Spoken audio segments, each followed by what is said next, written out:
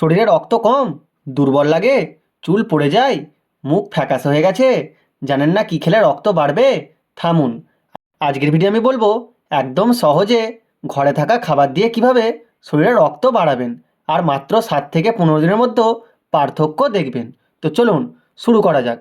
আমাদের শরীরে রক্ত কমে গেলে আমরা ক্লান্ত হয়ে পড়ি, শরীর দুর্বল লাগে, কাজ করার ইচ্ছা থাকে না। তাই ডাক্তারের কাছে যাওয়ার আগে ঘরে বসেই কিছু খাবার খেলে রক্ত দ্রুত বাড়তে পারে।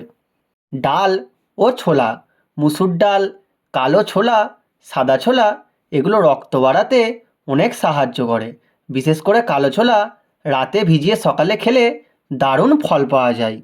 খেজুর ও কিশমিশ, যাদের রক্ত কম তারা দিনে 4 থেকে 5টা খেজুর আর 1 মুঠো কিশমিশ খেতে পারেন। এগুলো ন্যাচারালভাবে রক্ত বাড়ায়। পালং শাক ও সবুজ শাকসবজি, পালং শাক, লাল শাক, মেথি শাক, এগুলোতে প্রচুর আয়রন থাকে, যা রক্ত তৈরিতে সবচেয়ে বেশি দরকার। ডিম ও মাছ, বিশেষ করে ডিমের কুসুম রক্ত বাড়াতে ব্যাপক সাহায্য করে। যারা ননভেজ খান এবং মাছ পছন্দ করেন তারা রুই, ইলিশ এইসব মাছ খেতে পারেন। ডালিম বা বেদানা, ডালিম এমন একটি ফল যা রক্ত বাড়ায় সহজে। রোজ একটা করে ডালিম খেলে রক্ত বাড়ে দ্রুত। ভিটামিন সি জাতীয় খাবার, যারা আয়রন খাচ্ছেন তবুও রক্ত বাড়ছে না, কারণ হতে পারে ভিটামিন সি এর অভাব।